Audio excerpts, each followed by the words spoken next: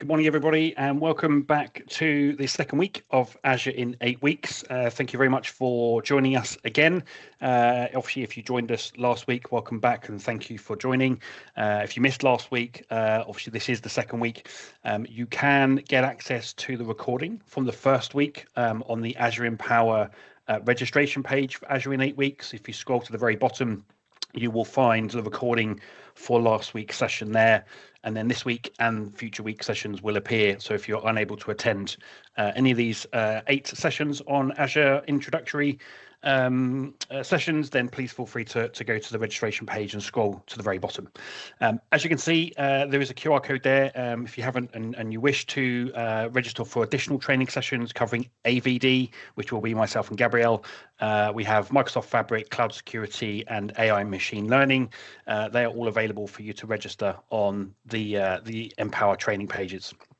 So again, welcome. My name's Darren Climby-Newman. I'm the Azure Commercial Lead for TD SYNNEX here in Europe, and I'm with Gabrielle Naranjo, who is our COE Solutions Architect, who will be delivering these sessions for you today and the weeks coming. So thank you for joining us. So this course is obviously sort of Azure in 8 weeks as a kind of introductory session course. So sort of primarily really designed maybe for more sort of the modern work type partners that want to get into Azure. But obviously if you're already doing Azure or you've got a couple of customers, but you just want to refresh your knowledge or maybe gain some skills or cover a particular topic area that you're maybe not overly familiar or comfortable with, then this probably is a great place to start. So in terms of the next 7 weeks, obviously we finished last week with the Azure Cloud concepts and kind of introductory session on Azure. Today we'll be covering Azure services and architecture, and then obviously tomorrow, next week will be identity governance and access management, and then you can see the following weeks we'll cover things from networking, compute services, storage, backup, disaster recovery, and then we'll finish with cost management and security. So again, there's the QR code that will be available for you at the end. We'll leave the last slide on the screen for a minute or two if you don't catch it right now, but please feel free to go register for the remaining courses on Azure and other technology areas. The Fabric in 6 weeks started a few weeks ago. So again, the recordings for those are on the Fabric Empower registration page at the bottom. AI Machine Learning also started a couple of weeks ago. So again, they are available on that registration page. And then AVD and Cloud Security will be towards the end of the year after the summer through September and October. So unfortunately, I will need to drop off from the session this morning. I will try and come back before the end. Unfortunately, I do need to move to a different meeting. And unfortunately, I've started today with absolutely 0 keyboard on my device. So I've been fortunate enough to be able to get into the session with my mouse, but my keyboard is completely dead. So I have absolutely no use of my laptop today. So I will try and join back in with you all before the end of the session if I can. If not, I will pass you over to Gabrielle, who will take you through week 2 of Azure in 8 weeks. Over to you, Gabrielle. I'll let you take the screen. Thank you. I will share my screen. Here we go. If you can confirm, please. Yep, fantastic. Thanks, Gabrielle. Thank you. So regarding this one second. Here we go. Welcome back to this amazing 8 weeks. Today we will talking about to the week 2, right? So the highlights for this week 2 will be covered. Basically, the first thing is core Azure component. We read this code, what it means, etc., etc. And then we are focused on the most typical component when you are working with Azure, the computing, networking, and the storage. And then we are talking about a general cloud service type. We'll be finished the day with a very simple to familiarize you with Azure, how it's possible to deploy one resource, and then how it's possible as well how deploy one resource group, right? To start this one and this highlight, let me explain the first things.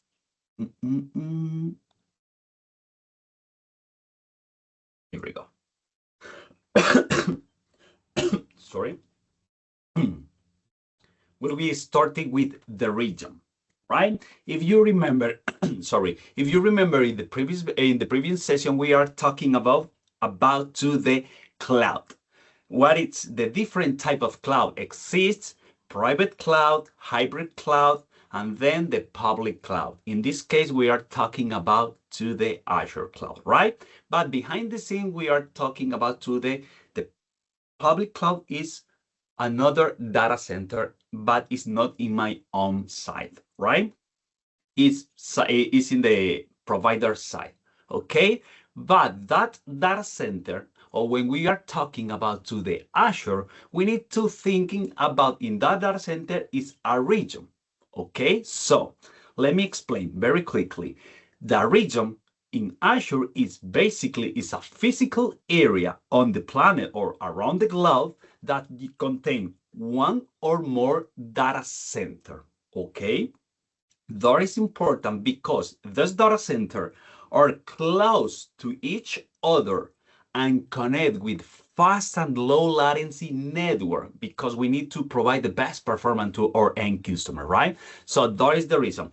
This means data move very quickly between them. In any failure in part of the Microsoft side, they can move the whole workload, right? So behind the scene, when we are working with Azure, Microsoft using smart system to manage all resource inside in each region, and then that system keep workload balances. So if one data center in one region has too much work, Azure, in this case Microsoft, move automatically tasks to another data center in the same region, right? What is the benefit? Basically, this helps application run smoothly. That is important. Let me admit 1 second because I have attendees. Right, okay? And then, what is another benefit when we are talking about to the region? Another benefit is basically that the region provide me or give me flexibility and scale to scale my infrastructure, scale my business, because I can provide the same resource or different resource in another region, in another part of the globe, right? So imagine United States, UK, Spain, like me, etc., etc. So basically, when you are working with region, the benefit is, let me admit, sorry for that. Okay, you can choose the region close to your user for better performance. So basically you can select, let me say, you can choose and select the best region to your end user and then provide the same latency or more or less very, very low latency like you are working with a traditional data center. But the benefit, once again, is flexibility and you can scale your business solution. Another thing regarding the region or when you are working on Azure and you need to select the region. In this case, it's very, very, it's a good benefit because the region also preserve data residence. That is important. You can see here, basically, okay, the region preserves data resident with a comprehensive compliant offering. So basically, the data stay in the country or area you are selecting when you are deploying, in this case, any resource on Azure. This is basically all of this one when we are talking about to the region, right? Here say Azure offer more global region than any other cloud provider with 60 plus region, etc., etc. But you need to keep in mind is a region is around one location around the globe.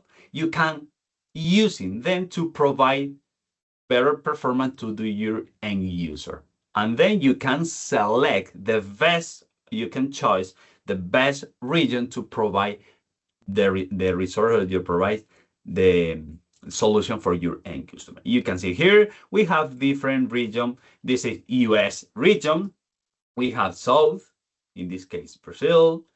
You have European, in this case, Spain Central region, Norway, West, etc., etc. I will show you in detail in another slide, right? That is important to understood because when we are starting on Azure and then we are starting building any solution, when we need to deploy a resource, the first thing is, if you remember before, ask me which is your subscription. And then the second is asking is about where is the region where do you need to deploy. And then you need to understood this one is what is the region, how many region we have, what is the best region for my solution, etc., etc. And then, only for your knowledge, in Azure, we have different services, a couple of services, or let me say it, not all services are available in every region. That is important to understood, okay? I will cover this one in a couple of slides, but imagine when you are testing or when you are deploying any virtual machine, the lasted family maybe is not available in your region. You need to jump at least to test that family in another region. That is important to understand that all service is not available in every region. And also we have another services, they don't need to select or specify the region because they are working around the globe. Let me say that it's a global Azure service, right? Let me admit, 1 second. Here we go.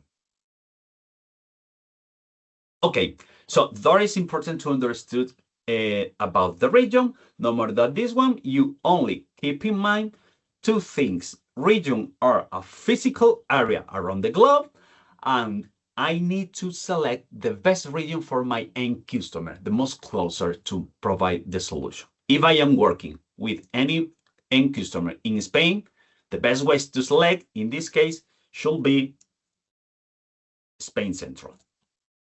Okay, that is more or less the selection of the guidance.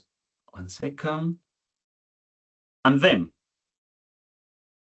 we are talking about to the region, right? It's around the globe, but inside in each region, Microsoft, on this case, Azure provide me availability zones, right? You see here, let me say, imagine that is my Azure subscription, if you remember before, and then I need to select one region, okay, imagine North Europe, right? And then inside in this region, Microsoft provide me availability zones. The name per se, makes sense, is provide more availability, right? No more than this. But what is availability zone? It's basically a separate location in a region, inside, let me say, inside in the same region, okay? Each zone has, that is important, each zone has one or more data center. That is important to understood. And then what is the benefit? The first one is provide availability zone, okay? The second, we have more than one data center. And then the third one is basically each data center, that data center has owned power, cooling, and network. Let me admit, 1 second. So we can say provide each data center are isolated with own power, cooling, and networking to provide that availability in any failure, right? So why is important to know, or what is important that availability zone? Basically, because a zone per se is an isolation boundary, provide me that isolation boundary. If one zone fail, another keep running. yeah, and the most important, that is not in my site. It's not on my care. It's part of the Microsoft, right? So they help me. Another benefit is when we are using this availability zone, they help me to create high availability to my solution for my infrastructure or my architecture as well, right? That is important. And then you can put resource in one zone and then you can copy them to another, right? That is important too. Basically, what I mean is availability zone is the possibility or the benefit to provide more availability to our infrastructure or solution because this or that availability provide me protection against downtime due to data center failing. It's physical separate data center within the same region. That is important when we are talking about to the availability zone. It's always in the same region, right? Once again, is each data center is equipped with independence. So this one. And finally, another benefit is all of this one. You can see here, etc., etc. All of this one is connected through private fiber optical network. So basically, we provide, or Microsoft provide me very low latency because we are using the backbone fiber optical network. Okay, so that is amazing. But wait, what happened about to the cost?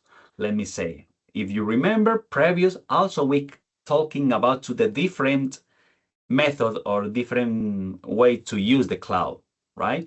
When we are using the Azure subscription, right? The most typical is using pay as you go. Only you pay when you are using or when you need to deploy or when you are consuming any resource, let me say. 1 second. Let me admit, and then here we go. Okay.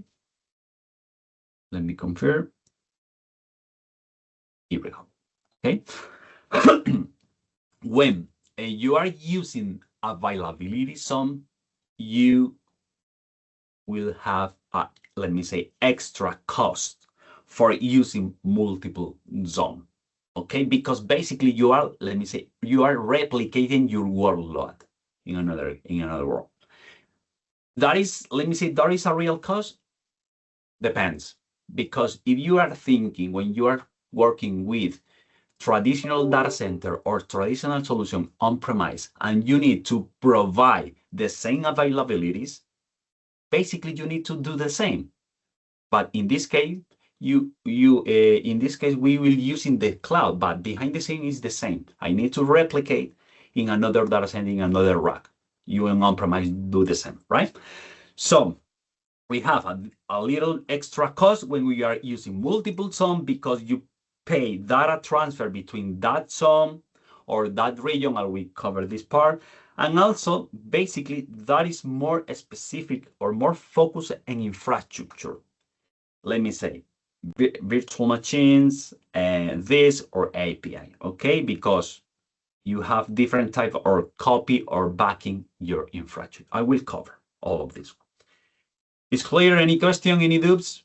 You can react. I appreciate it. Okay. Let me 1 second.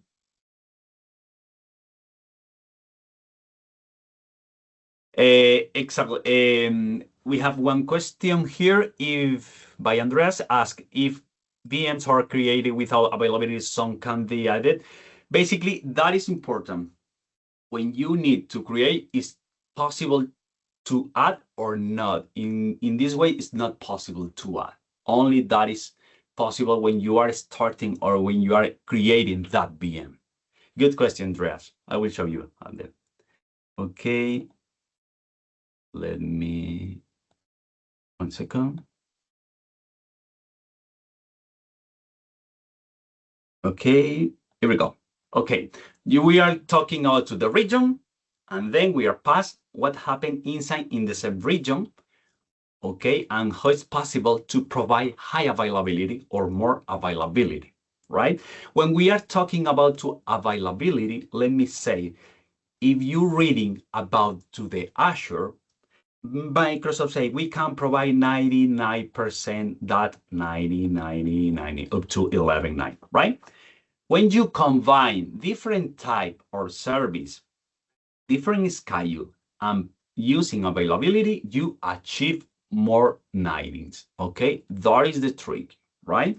And then what happens when we need to provide another, let me say, another availability? The correct word is cross-replication, or what happened with all entire region, it's failed, okay? Because when we are using availability, it's no problem when we want someone is failed, some two, etc. We are running, right? But what happened with all of them, it's failing, or basically all of the Azure region, it's down. Imagine, I don't know, it's West Europe, right? Microsoft provide me, or also we can use another region. In this case, is about to region pair in the perspective of how it's possible to provide more availability or low latency, right? So regarding this one, region pair is basically, okay, the most of the region you can see here are paired with another region, and then is in the same geography. That is important, right? In the same geography, such as North Central use, South Central use, European, Asia, etc. And then that region are paired are at least 300 miles apart for prevent that disaster, let me say. This help. The main task when we are using, or when we work with region pair, it's basically help me replicate resource, that my resource across a wide area. Let me say, in another word, provide your availability in cross area. So basically you can provide disaster recovery, okay? In this case, imagine you are using, most typical here is North Europe, in this case. That is my primary region, okay? North Europe. I am deploy my virtual machine, and then I apply all of this one, my storage account, etc., etc. When the region, it's failing, entire region, or it's down, maybe with a disaster or something like that, we can use another.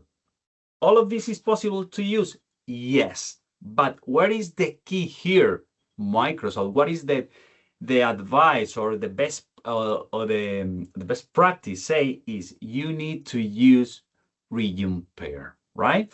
So when this region is basically down, Microsoft recommends use the region pair. Where is the region pair? Basically West Europe. The reason, because it's in the same geography. That is the first one. And then is interconnect with private optical network in the same geography. We can provide, in this case, Microsoft can provide me low latency as well when we need to balance the workload, because we are talking about to replicate my entire infrastructure, right? That is important to understand. Regarding this one, it's very, very important is always when do you need to replicate, or when you are starting with Azure and growing your infrastructure and need to provide disaster recovery, etc., always keep in mind, I will use region pair, should be use region pair, right? entire in Europe around the globe, you have this different. In this case, East use, you can do West use, Central, West use 2, etc., etc. Japan, China, North, etc. All of this one is basically has second region, right? Why is important? Once again, because basically that when we are using the region pair, Microsoft in this case provide me, if one region fail, once again, the service can move to the another region in the pair. And that movement, once again, is very, let me say very quickly. You need to manage, but it's very quickly, okay? And then regarding this one, we need to know if not all services are replicated automatically, right? That is important to understand.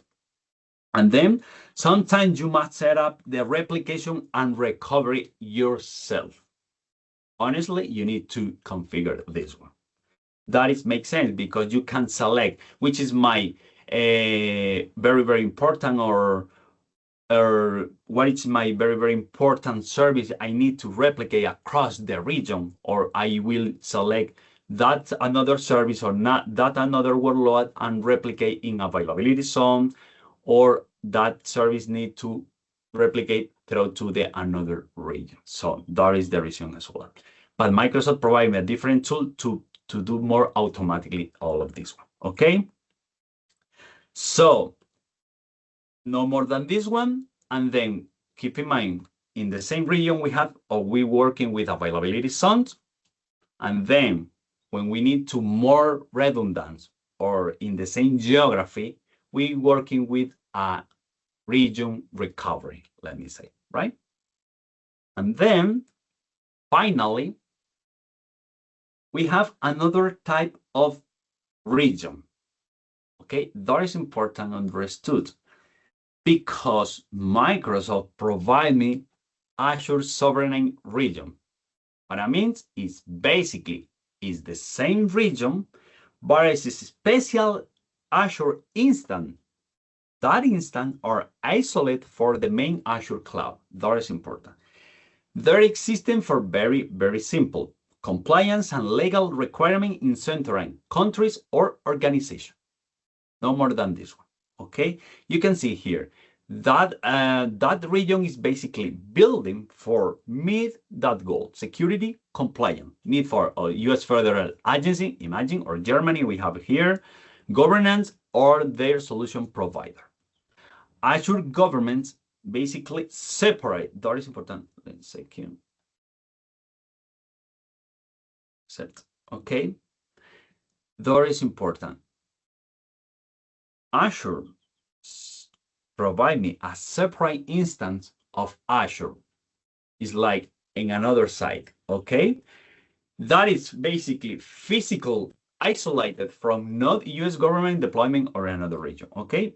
And then, finally, is accessible only to screener authorized personnel. So when you need to create, let me say, or when do you need to use that Azure specific or special region, in this case, sovereign region, you need to provide and fill a very form to provide information. What is the reason? Why is the reason that you need to use Azure sovereignty region? And then it's Microsoft Read, etc., compliance, meet a schedule a meeting, etc., and then provide that. Okay. Basically, because this including additional compliance certification. That is behind the scene, that is existing the Azure Sovereign region, no more than this one. But you have in this region or in another region, basically the same resource, the same service, let me say. But in this case, it's more for the perspective of compliance side, right? No more on this one. Let me see if you have any question, any doubts. Okay, perfect. It's clear. You can react. I appreciate it. Let's continue. Okay, that is for US. And also we have another, right? But what happened with, I will cover very quickly this one, very quickly because we have also Microsoft is possible to provide Azure subscription in China. Okay, but we have a tricky, because basically when you need to configure or when you need to request to provide any service in China, basically you need to go directly and talking with 21 Vianet. That is the provider. Only that provider is official provider to provide the service in China. It once again is a physical separate install on Azure Cloud.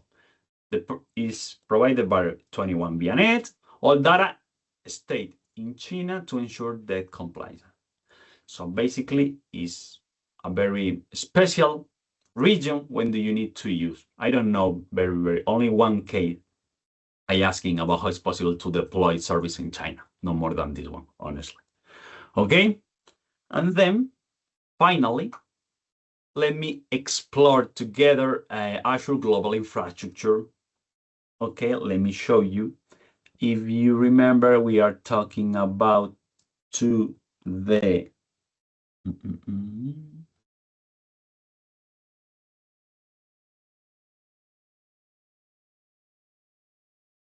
basically, I will share with you also. You have, let me, where is here, chat. If you want to see different, okay, that is all around the globe, the very data center. If you see the bill, Microsoft explaining we are growing one specific, in this case, in the new era, in the AI era, we are building new specific data center to allocate all your requests about to the compute, to building or to use the AI, right? So all of this one is basically view map, view table, view globe. That is the legend.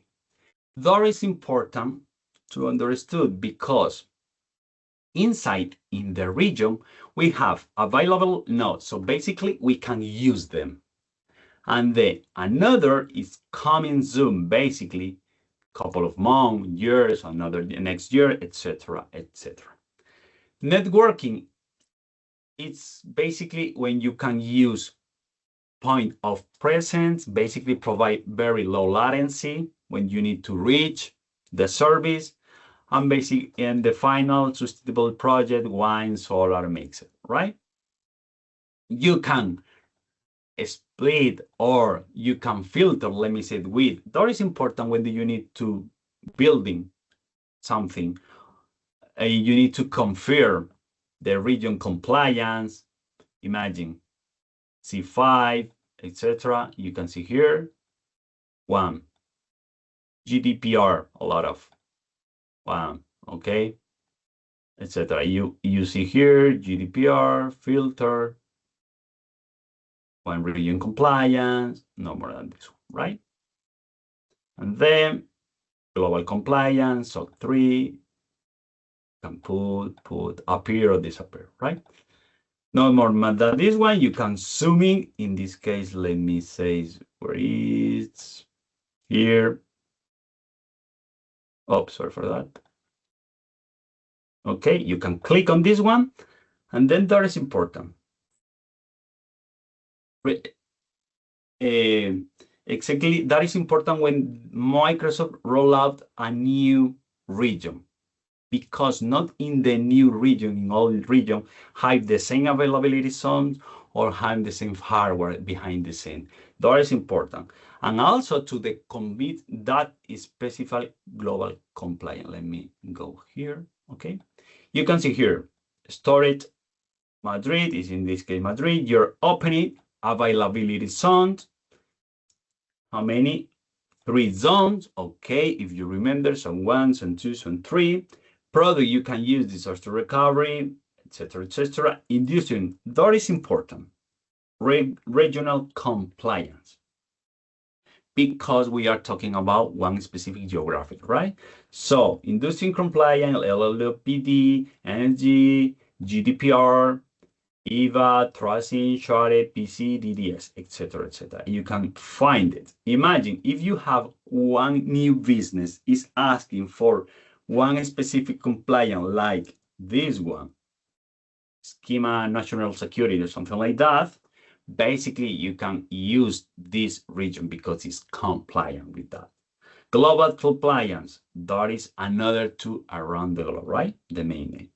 If you need to more about this one, I share the link with you and you can select and read all of this one. You can see here, GDPR, etc. Sweden Central is the same, 3Zen. Here the GDP, you see, we have different in the part of the region.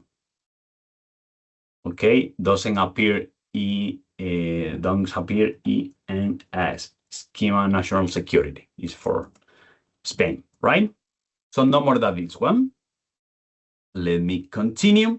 Okay, to finish this block, we are cover what is the region, what is important to when we need to select the region, what is the very high level, what is the high availability zone, what it is, why is important, etc., etc. Okay, and then I will introduce you Azure Management Infrastructure. Okay, basically, what is a management infrastructure? Because if you in the previous session, you see we are talking about to the subscription, and then the first block I will cover in this week, region, why it's important, and then how is possible are we talking about to the Azure Management Infrastructure? We are talking about to the specific infrastructure. But to understand better, when you need to organize the resource in hierarchy, that is important, resource groups, subscription, account, all of this one, understood this structure is helpful, or it's helped you to plan your project and manage access. That is important to understood, okay? Because when we thinking on Azure, we need to always thinking in high level architecture, not only for one workload. Imagine I need to one virtual machine, okay, deploy and then forget. No, we need to understood what is the reason you need to that virtual machine, what is that workload, and then what is the access, etc., etc. When do you need allocate? What is the region? What is the reason because you are select that region, etc. So that is the reason because I introduced to the management infrastructure. Okay, the first things when we are now we are starting. I have my subscription, I have my access to the Azure portal, and then when I need to start in building something all around the Azure, the name is Azure Resource. Okay, so no more than this one. Okay, but what is Azure Resource? Is a basic building block on Azure. In Azure, anything you create or deploy on Azure, it's a resource, no more than this one, okay? Example, virtual machine, storage account, virtual network, app service, I will cover all this one, SQL server, function, etc., etc. When do you need to create one virtual machine is a resource. That virtual machine need one public IP,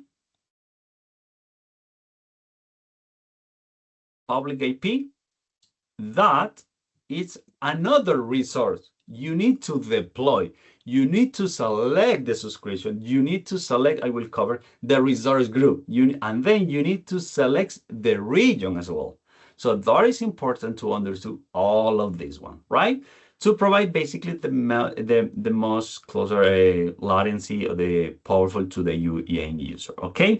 So regarding this one, keep in mind, the resource is a component like a storage, virtual machine, everything you deploy or create on Azure is a building block. In Azure is basically Azure Resource, is our resource. Okay, and then the second thing about when we are talking about the resource. The reason are the individual service when you are using on Azure. That is That is the main thing, okay? But they can be managed, monitoring, and billing individually. That is important to understood. Each resource, when I deploy on Azure, they have that specific type of billing.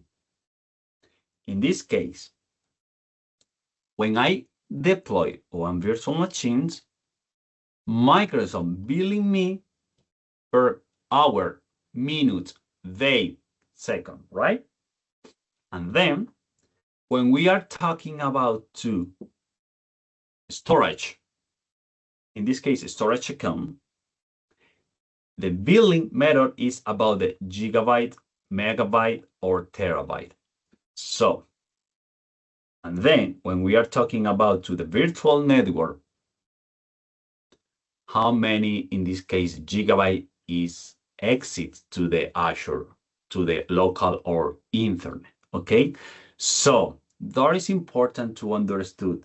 They can, around to the resource, can be managed, monitored, and built individually. That is important. Why is important to understood what is Azure resource? Very quickly, because they represent the actual component on your solution.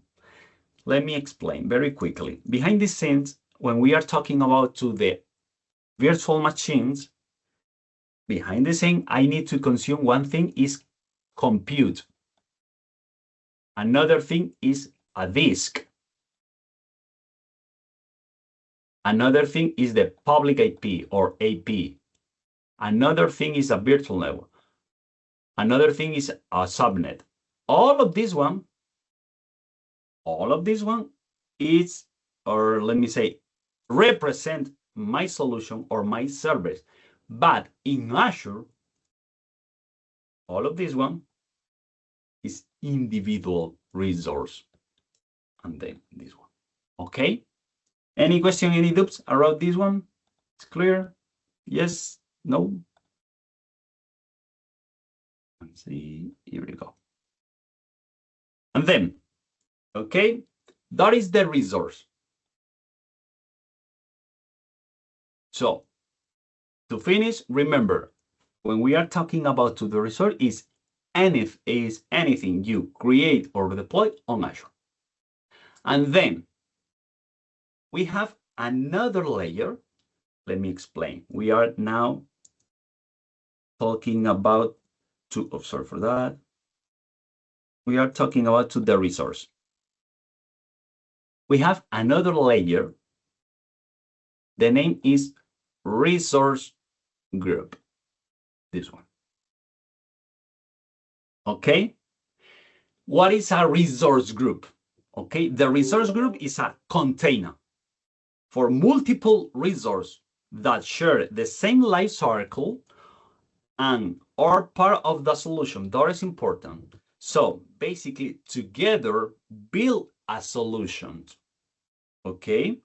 Let me say, in this case, when do you need to create one resource? If you remember, anything you create or build or deploy on Azure is a resource. That resource must be inside in one resource group. So basically, the resource group is a pre-requirement when do you need to create something. And in this case, let me explain in another word. What is a resource group? Is like is a logical box. You need to put inside your solution different components to build your solution, different resource. And the resource group also is required to select the region, obviously the subscription. Okay? But for what is resource group is like a logical box. Let me explain. Okay? So regarding this one, the key rule when we are talking about the resource group is every resource must be in one resource group only. That is important. Resource can exist in one resource group. Okay? And then the resource can be moved to the different resource group. Microsoft provide me the possibility to move between resource group. Okay?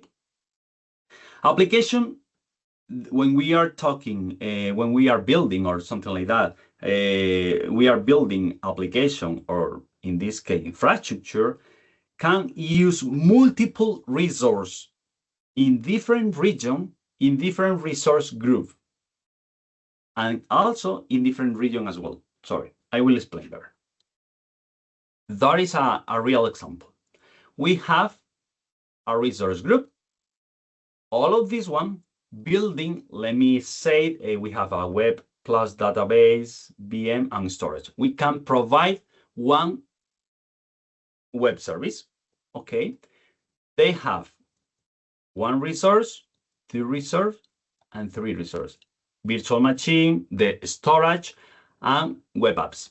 Okay. All of this one is a resource, and then is inside in one resource group. Okay, all of this one building one solution, my web app or something like that. Okay, but you can allocate in this correct way, or you can split the device and allocate the same resource in different resource group and work together. Okay, you can see here resource group, web and database, resource group, virtual machine, resource group, resource group, storage. That is more or less, let me say, when imagine when do you need to split by workload in this case. Resource group, infrastructure. The resource group, storage. So all of storage in my Azure subscription, I will put in this resource group. All compute, all different virtual machine, I will put in the resource group infrastructure. And then all of the web and database, I will put in this one. Honestly, it's possible. Yeah. Functionality, 100%. But is the optimized? No. Because Microsoft say, hey, when you create anything, it's a resource. Resource is part of your solution. So basically, the first thing is create the resource group and then allocate all of this one to building your solution. Okay, I will cover all in detail. Okay, and then to final is why I use basically resource group when you are building something, because it's obligatory. And the second one is you can apply action to all resource in the group. Okay, that is important to understand. Imagine alone or disable, in this case, disable to delete. You can apply that block in the resource group level. And then basically you can not delete all of this one. That is important. Delete the group. I comment. Basically you can or cannot delete this one. So basically that is important to understood the resource group. To finish, let me explain. When you are starting in Azure, when you need to create a resource group, all of this one in this resource group where you will allocate is part of your solution, no more than this one.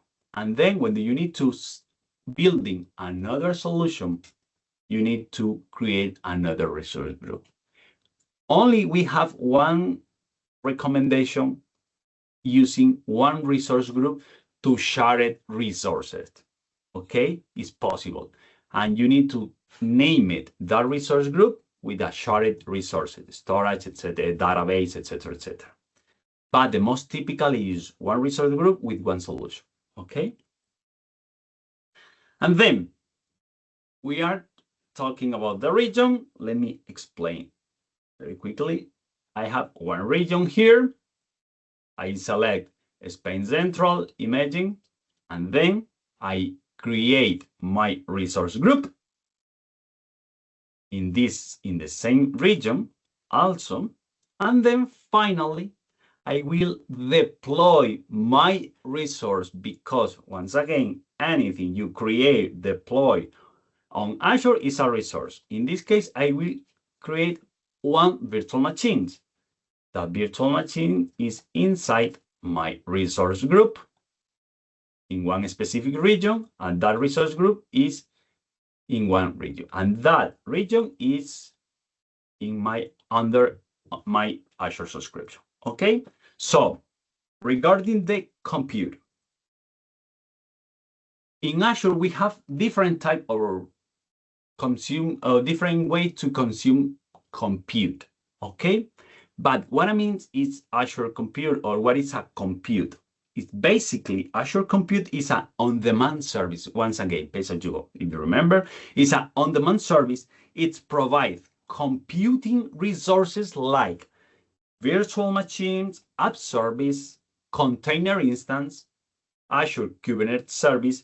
If you are using Kubernetes, I don't know, but Azure Kubernetes service is the same Kubernetes, but it's provided by Azure, right? App service is the new way to provide application, web application, but it's a platform as a service. Let me say, I will cover about this one. But behind the scene, you are consuming compute, core or RAM, no more than this one. Okay, so basically you can. Finally, we have another solution, Azure Virtual Desktop, but also when you are talking about to the compute, provide me all of this one, but this processor, memory, networking, etc., etc. All of this one is a Azure Compute. Why is important? Why is important? Because the compute resource are the core of running application in the cloud, or basically is the core all around the, let me say, Azure, right?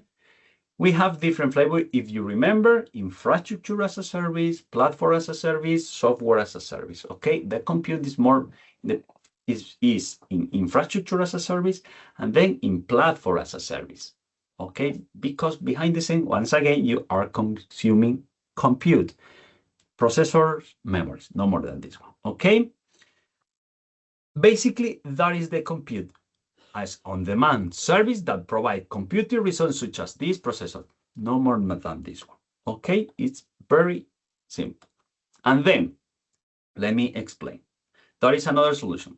I will cover basically virtual machines. Okay, virtual machine is our computer in the cloud, no more than this. Okay, honestly. So basically, when we are talking about today, Azure VM, basically, it's our computer in the cloud. The most important here is basically that virtual machine run like a physical computer, but they are hosted on Azure, in Azure. And then, if you remember, the shared responsibility, you don't care about the infrastructure or that hardware you are consuming to running that virtual machine. That is important. When you are using virtual machine, basically that includes virtual processor, memory, storage, and networking. In another session, I will cover in detail what is the virtual machine, family, schedule, the different, etc., etc. All of this one in detail. Now it's a very quick overview around the virtual machine, right? Is in an infrastructure as a service offering that provide me total control and customization. Once again, is a basic software emulation of a physical computer. It's like a physical computer. No more than this one, okay? What is the reason? Because you should use Azure Virtual Machine, or when do you need to use virtual machine? For example, when do you need to migrate your traditional or legacy infrastructure to the Azure. The first step, or the most natural step, is using always lift and shift. So basically, if you are in your on-premise, in your data center, you have virtual machine, go take this virtual machine and go directly to the Azure. And then you need to, the second step is transforming, okay? And deallocating that virtual machine to pass in the platform as a service, okay? To migrate, let me say. The reason you can use that virtual machines to extend your data center to the cloud. Imagine you need to allocate one domain controller. You can allocate that domain controller on Azure in one virtual machine. For example, one internet information service that is very, very legacy, but you can also use in this one. Okay. The benefit, once again, finally, is flexible and scalable. I will cover in another session, but you have different families with more powerful or less powerful, different type of billing as well. So basically, the most important here is when you are using Azure Virtual Machine, only you paid for when you are using. So that is important to understand. And most important, once again, you can provide global, for your end customer, global availability. Okay? Because Azure Virtual Machine are available in entire region around the globe, right? Once again, scale set. Very quickly, I don't want in detail, but basically, when you are using virtual machines, once again, the benefit of the benefit of using cloud, in this case Azure, is providing availability, security, in another word, right? So in this case, you can use a scale set. A scale set provides a load balancing opportunity to automatically scale the resource. Let me say, what it is basically when you are using a scale set, you can create and manage a group, smaller or higher group, identical virtual machine and load balancing between that virtual machine, okay? So let me say, you don't need to configure each virtual machine manually, okay?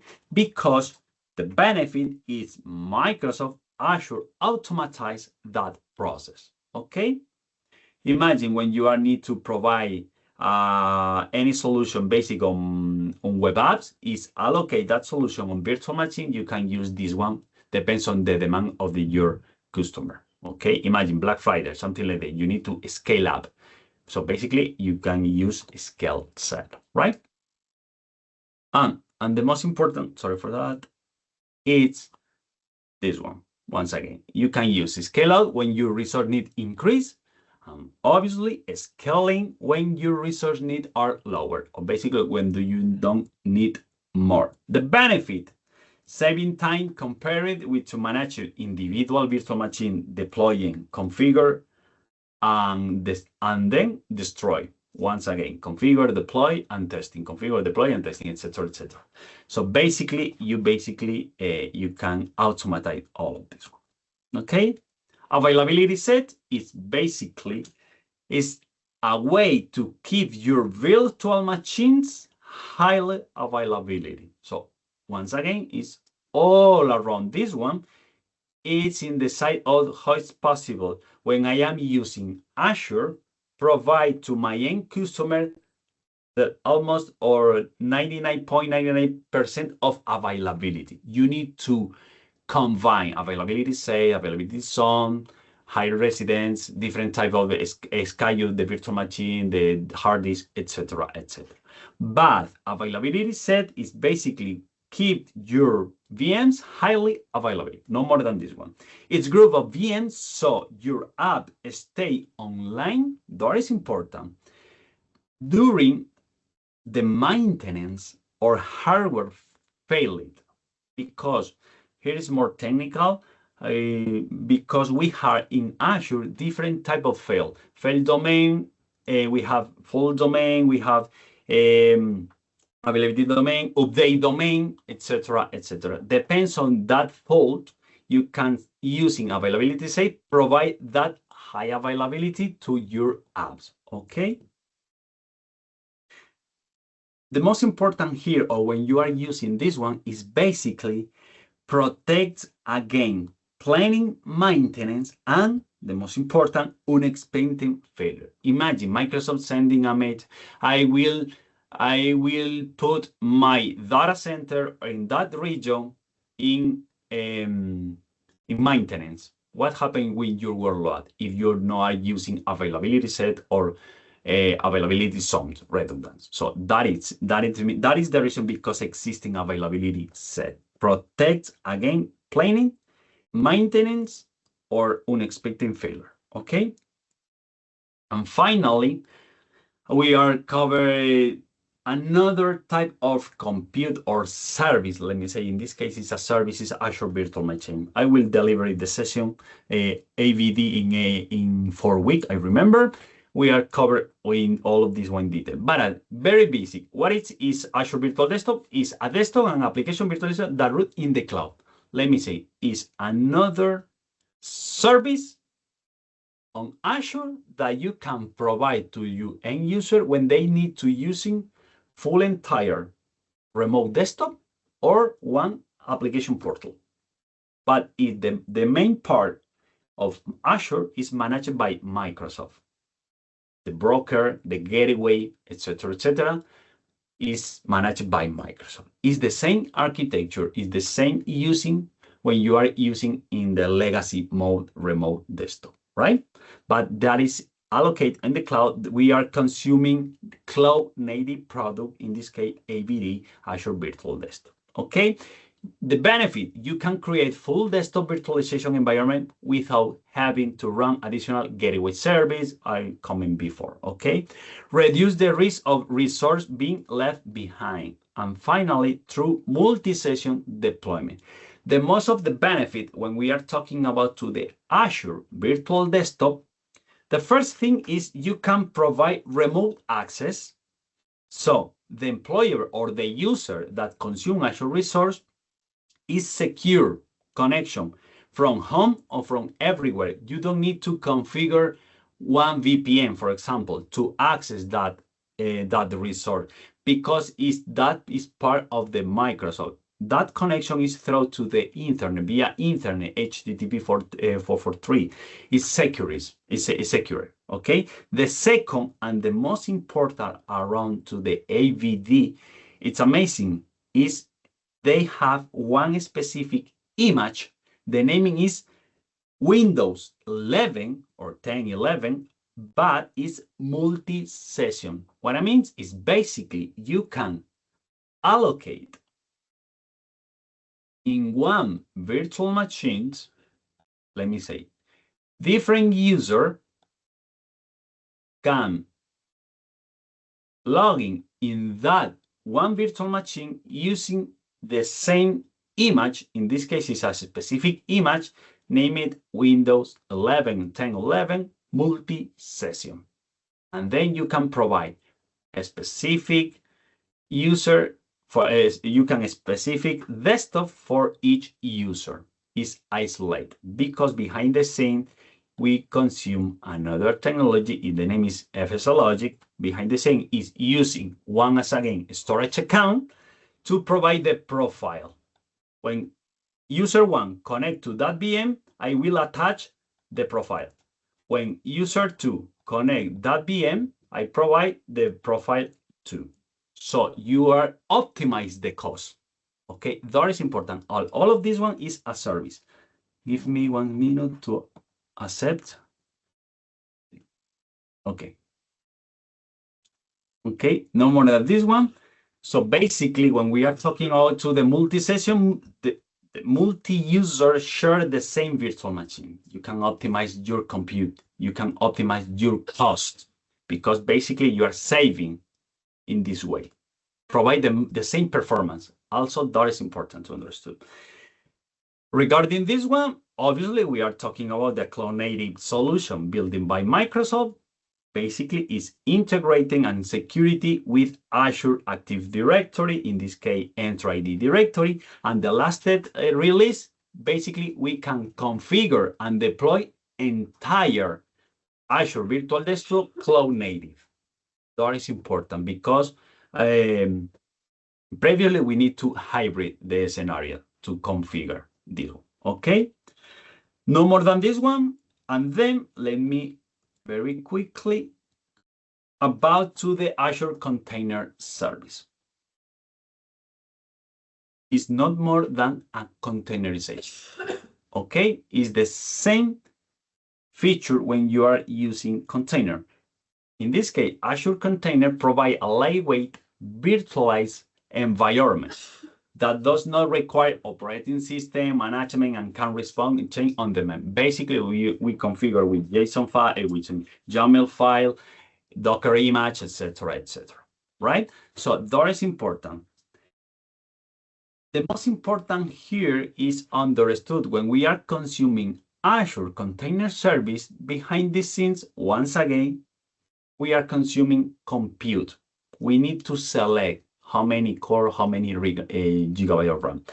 And then when we are talking about the Azure Virtual Desktop, you need to deploy virtual machine. And that virtual machine, once again, you need to select the core, the RAM, obviously the region or resource group. All of this one is behind the scenes. Basically, you consume compute. That is the reason because the blog I'm naming the blog compute core, right? So the benefit when you are using container, in this case, is in the virtual machine. In this case, you do not manage operating system because they are designed to start fast, scale, easy, and the most important, stop dynamically.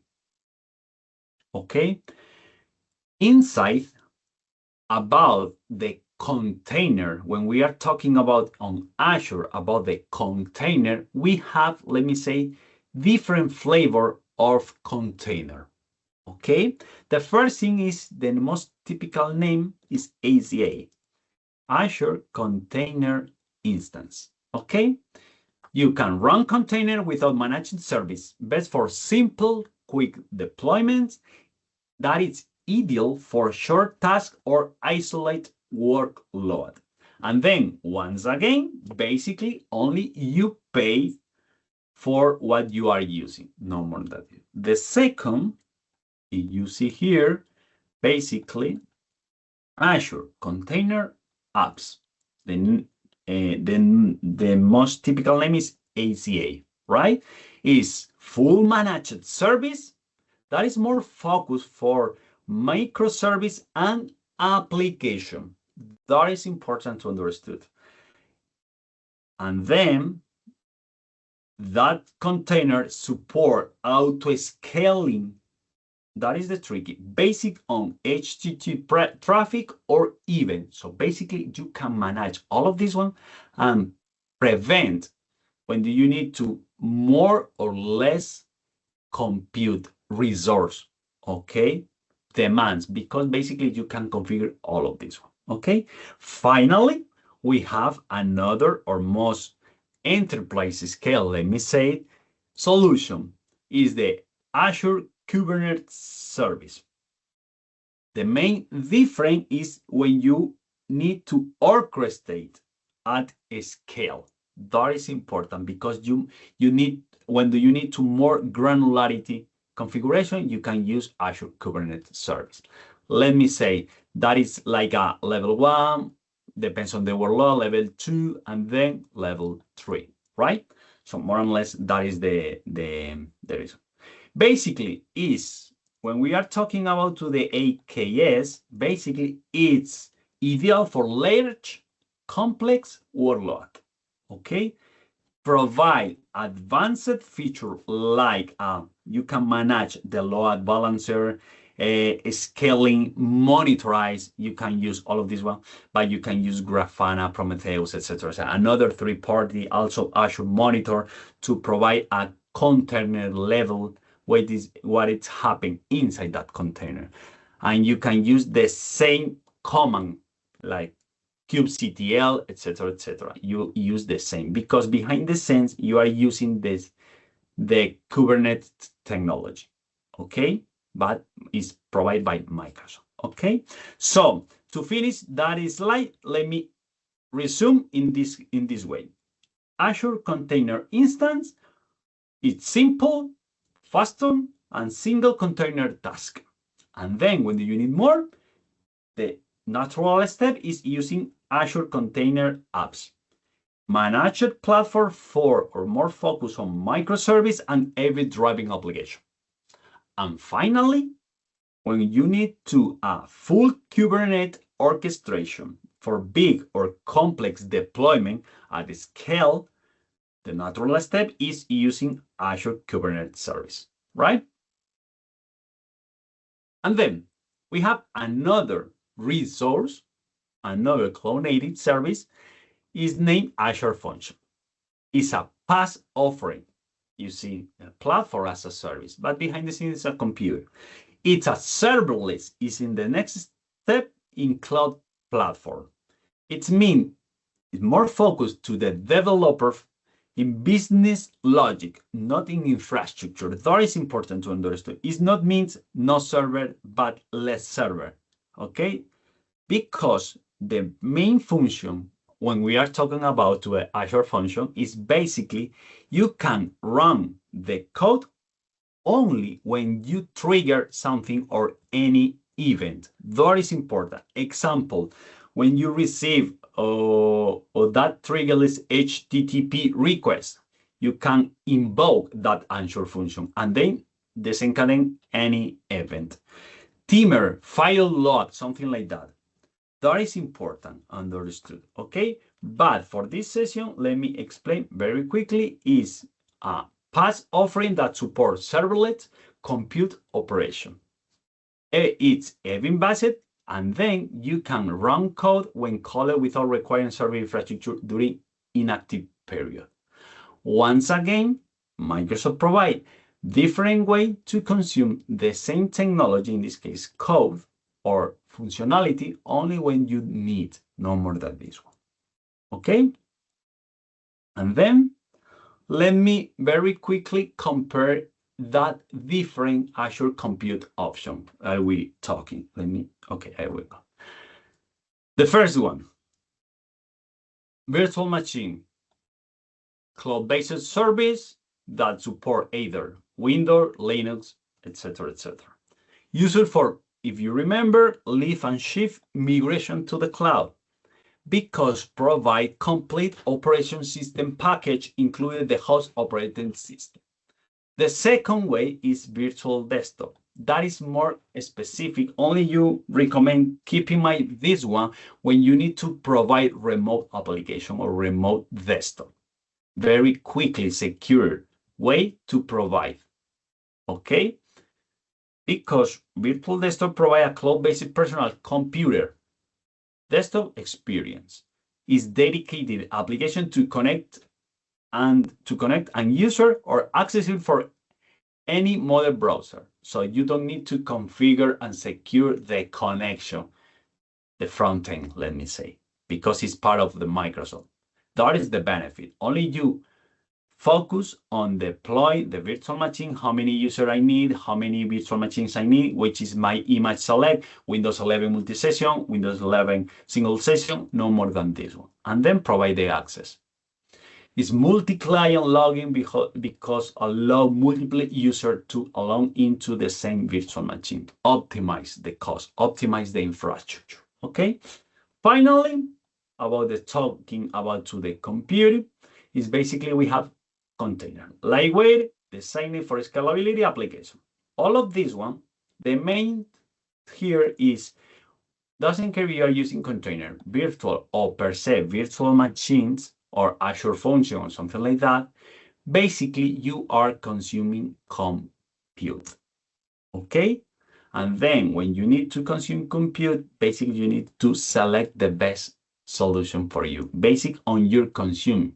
That is the reason when you migrate to the cloud, always we asking whom, do you know any metric about your server? Or they using your virtual machine or your service 90%, 20%, because you can scale up or scale down, you can optimize. Okay, so that is important to understand. And finally, we have another, let me say, another type of compute to when do you need to allocate your application, your app service. Okay, in this case, the name is obviously Azure App Service. It's a full managed platform to build, deploy, and scale web apps and apps quickly. That is important. That is a platform as a service. Okay, you can building all of this one inside one virtual machine. Yeah, is the correct way? No, because you need to manage more. Okay, so remember very quickly around the app services. Basically, it's a managed platform for hosting web app on mobile web, backend as well. Here is the key. You do not manage server or infrastructure because we are talking about the platform as a service. Once again, if you remember about the shared responsibility, if you're looking for the platform as a service, you have less responsibility, let me say. It's building on a platform as a service model. That is the reason, okay? The feature, support multiple languages, .NET, .NET Core, Node.js, Java, Python, or PHP, etc., etc. It's integrate because you can work with Azure Active Directory, SSLA, you can use ACD using GitHub, Azure DevOps, or Bitbucket, or third-party. Also, it's compatibility, okay? Well, let me say why use app service, basically because only you need to focus on your app, not in the infrastructure, not in the service. And then you can provide high availability and the most important, global reach, because if you are using that app service in front of this app service, you put one service, let me say, front door is another resource globally. They don't need a specific region. You can provide global reach with low latency. That is the reason, because also understood which service I need to select the region or not. And why is the reason? Because I don't need to select the region.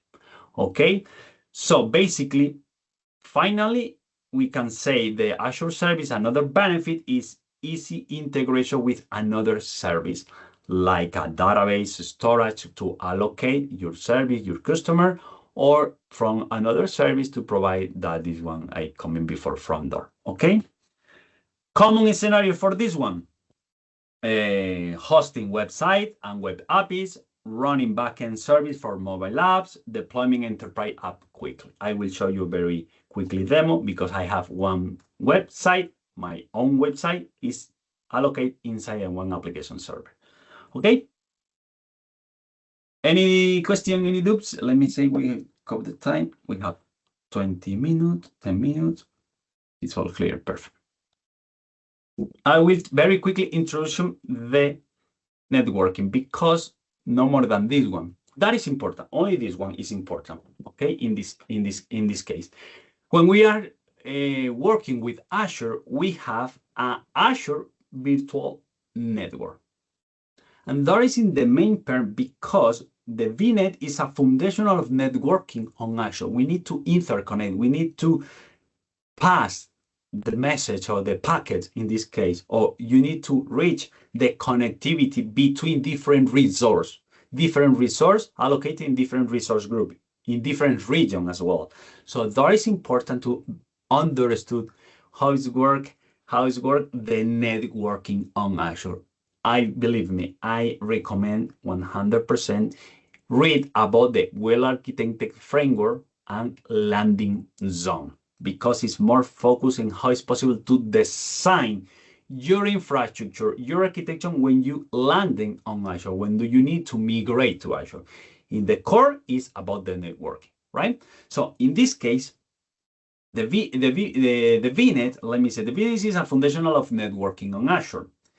Let your resource communicate secure with each other, the internet and on-premise as well. You can extend, if you remember. So basically, you can connect with each other inside on Azure or with on-premise network. The benefit, isolation. Each VNet provides a private and isolate for another network. Segmentation. In this case, you can use the same VNet, subnet to organize the resource. And that is important to understood. When we are talking about the networking, always we are using the, oh, sorry for that. It's basically, we say EDR. Imagine 10.0.0.0/0. You can manage this one and then split 16 or 24 mask, and then you can split in different basically subnet to different workloads. And that is important because when you need to use or interconnect when you on-premise, you need to ensure that it's not overlapping with the the address space, let me say in English, address space. Okay, so that is important to understand that way. Security, you can control all the traffic with we have another thing, name it is NSG. It's not a real firewall, okay, but it's part of when we are talking about to the virtual network, is network security group. Okay, we can manage, we can control the traffic, okay, at the subnet level as well, or resource level, in this case to the virtual machine. Okay, you can connectivity, you can connect very quickly. That is important. It's amazing as well.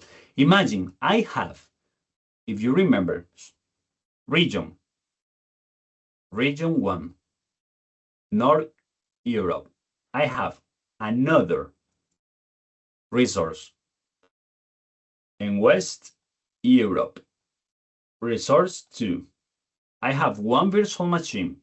I have one virtual machine here, VM1. I have VM2.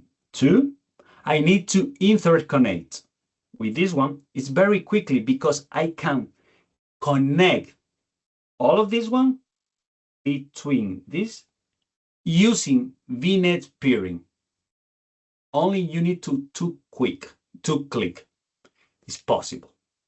So it doesn't care if that is you are using in the same region, another region, or also in another subscription, in another tenant as well. So that is amazing. That is important to understand. That is the reason, because it's the foundation on Azure, the networking. Okay. Why is the reason? Because obviously you need to use, because you need to communicate, you can secure, extend, and support hybrid or multi scenarios. It's the same, honestly. It's the same when you are working in the typical on-premise and legacy mode, let me say, right? So, but regarding how it's possible to extend my connection to the cloud, because all of I talking now is around, let me say, inside, more or less inside in Azure. But what happens if I have my data center, I need to extend my resource to the Azure, and then I need to interconnect. Okay, it's possible. It's in the same way. You can use, very quickly, I will show you because we don't have a lot of time. We can use Azure Network Service. In this case, we can provide, Azure provide me one VPN gateway. It's working in the same way. You can use site-to-site connection or point-to-site connection. Only when you go here, basically you consume that resource. Once again, I need to deploy the resource VPN gateway. That it means that is important to configure the CIDR too when you need to intercommunicate. Okay, but regarding this one, only one thing. It's a virtual private network tunnel using IPsec, it's private, etc. But all of this one is through to the internet. That connection is via internet, right? It's secure, but you are using internet. That is for when you need to, you don't have a higher volume of traffic. Because once again, Microsoft provide me different SKU, different SKU for the VPN gateway. Provide me more or less bandwidth to sending all traffic, okay? But what happens when we need to connect 1,000, 100, or let me say traffic or workload, when you need to balance a lot of traffic? And the most important, my end customer say me, I need to configure 100% or private connection, not over internet. Microsoft as well, we have another solution. That is Express Route. Express Route is basically, you see here, extend on-premise network into Azure over a private connection that is a facility by connectivity provider. In another word, is basically a private circuits. You can select the circuits that is provided by Equinix or something like that in another provider. It's like you put your wire in your data center in another site, you put the wire in your local resource. You provide more availability, more performance. It's a private connection between your on-premise network and Azure. So does not use that public internet. So it's more secure and reliable. Let me say secure, let me say more, is faster, right? You can use the key benefit about this one is basically you can use private link, high bandwidth, low latency, and redundant connection. Okay, but if you are using application gateway, you can use a two-tunnel, let me say, high availability using a always on. Okay, you have two tunnel to provide in high availability as well. It's possible with VPN, right? Finally, Azure DNS, very quickly. In this case, provide relative performance for leverage global network DNS service using Anycast. So, in this case, as a service hosts your DNS, it's possible to allocate your DNS domains on Azure. It's a translate basically like a Contoso or tdsynnex.com in API. No more, it's the same. I assume that you are using you know what is Azure domain name, so DNS, okay? Storage. Let me say it, we have 2 minutes. Okay, that is important. The storage is like another cabin in the cloud, the storage cabin in the cloud, but with all of the benefit, okay? You can access to the Azure account service. Is a top-level container for all your data in Azure storage. You can storage, that is important. Blob, file, queue, table, disk, etc., right? On data.com. The benefit if you have different type redundancy, I will cover very quickly. When you need, if you remember before,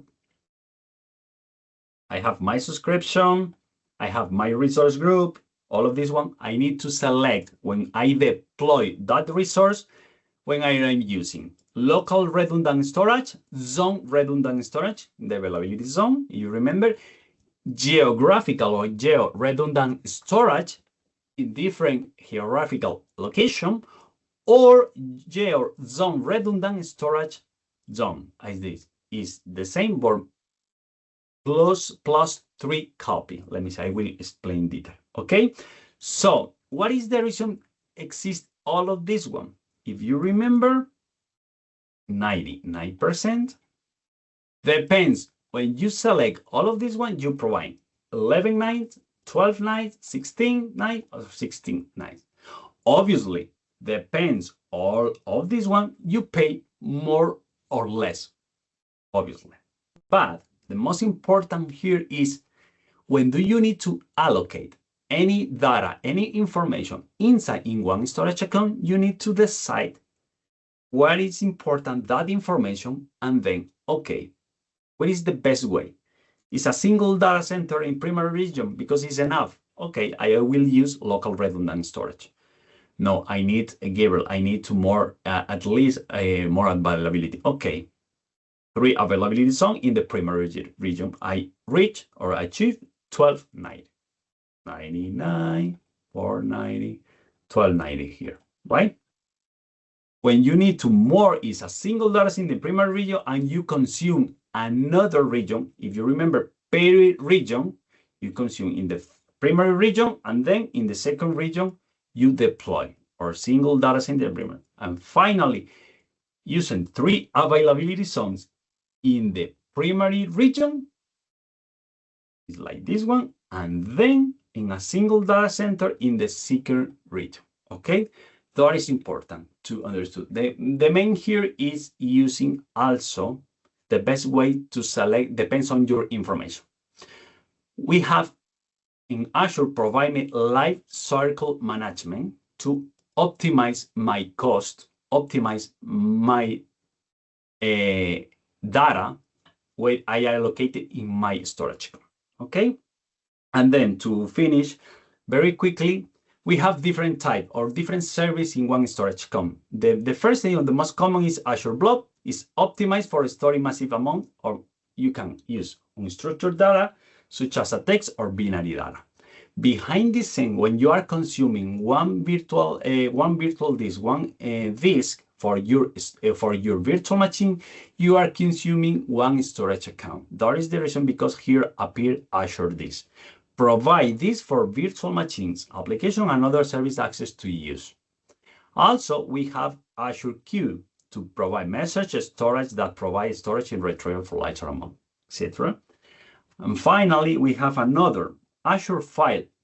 Let me say that is basically a legacy, because now Microsoft released one specific Azure File outside of that storage account. You don't need to use a storage account now for consume Azure File. That is important, keep in mind, because Azure File is set up a high availability network file share, basically can access by using SMB protocol.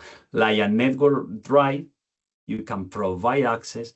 If you remember Azure Virtual Desktop, when we need allocate that profile for my user, I will consume Azure File. So I need to consume that service, that storage inside storage account. And then finally, Azure Tail provide a key attribute option to structure and non-relational data storage with a schema.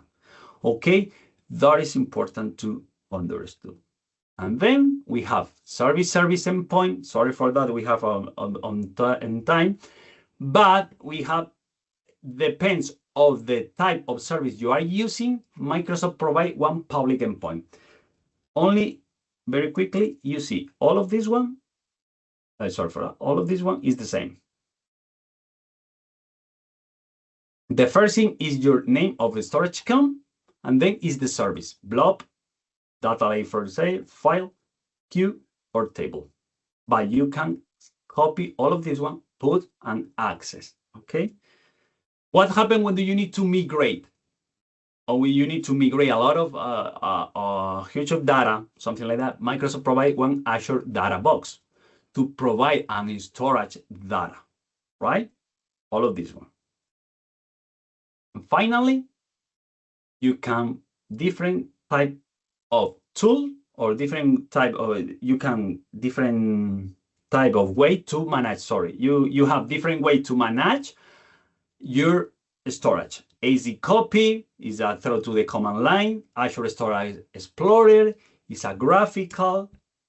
Don't have here. Azure Storage Explorer, and finally Azure File Sync. When you need to synchronize, extend your storage cabin or your storage pool to the cloud. You can synchronize between on-premise and basically the cloud, and you provide more pool of storage. Okay. Finally, we have also very quickly another tool is to migrate that compute that infrastructure. The name is Azure Migrate. They don't have a cost, only have a cost when you provide when you do the migration. It's unified migration platform. It's provide very insight and compare when you are in on-premise. Microsoft Migrate, Azure Migrate provide the same, let me say, the best virtual machines or the equivalents when you migrate on Azure, and that is possible to provide one estimate the cost on Azure as well. Okay, you can move all of this. Finally, I have win a demo. I don't have, if we have time, let me say very quickly, I will show you, okay, how it's possible to create. I have 2 minutes, I promise you. In this case, I am in the Azure Virtual, in the portal. Once again, I can see here, it put storage count. And then you can see all of your storage, and then you can create one. If you remember the first one, which pay me the subscription, which is the resource group, week 2, let me say, week 2. And then the storage account. Here is important. When we are talking about the storage account, the name of the storage account must be unique around the globe, around the world, around the all different subscription. It's not only in your subscription. It doesn't care if you're or not. It's around the globe, okay? If I press test, it basically say me, the storage account name test is already taken. It's not in your organization, it's around the entire Azure. That is the reason because always put this one. The second one, you can see here, you need to select the region. In this case, I will select Spain Central, reference type, Azure blob, file, etc., etc. Okay. I say Azure blob. The performance, if you remember, I don't cover this one, is standard.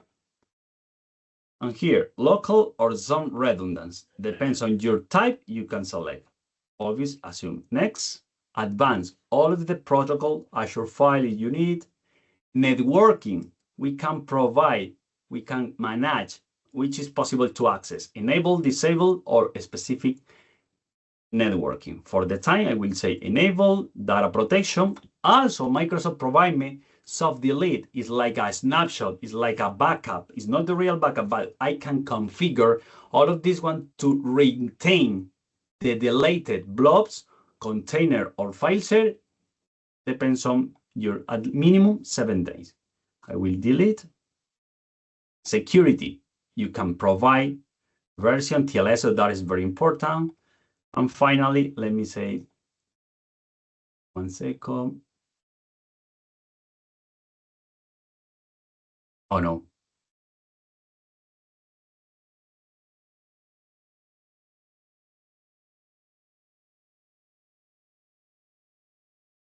Come on. Okay, after you can create, you is basically validate the process. You need to put, you need to click on create it. And then after, when it's creating, that is created before, you can see here in the blob storage, you can say storage browser. You see, if you remember, the set different type, container, classic, here appear classic, queue, table, because you can put here file, the icon is different. You see, that is the new service. Keep in mind, remember this one. And then you can say blobs container. I have one demo container. I put all of this one. It's basically you view edit. That is an image. I put the image. How is possible to access that image? I will copy this one. Go here. Basically, I put, if you remember, blob, I am consuming a blob, core that window that in my storage account name. And then here we go. What is the reason? Because it's not appear, because they don't configure the access. That is important. Microsoft provide me different way to provide the access. Okay. And this you can see here in the same, when I configure the access, I can reach through to the internet. How it's possible to manage all of this one? Basically here, access level private. If I put blob, okay, go here, copy, paste, here we go. Okay, you see, it's very simple to create and manage. We have a lot of things all around. We can dedicate one specific session for a storage account, but we don't have a lot of time. So basically, it's not more for my now. Thank you, all of you, to stay here. Sorry for the, I will pass in a couple of minutes, 10 minutes. So I appreciate your time. I think you enjoyed the session. I will see you in the next week. Thank you very much. Thanks, Gabriel. Thank you all. Thank you. Bye. Have a good day.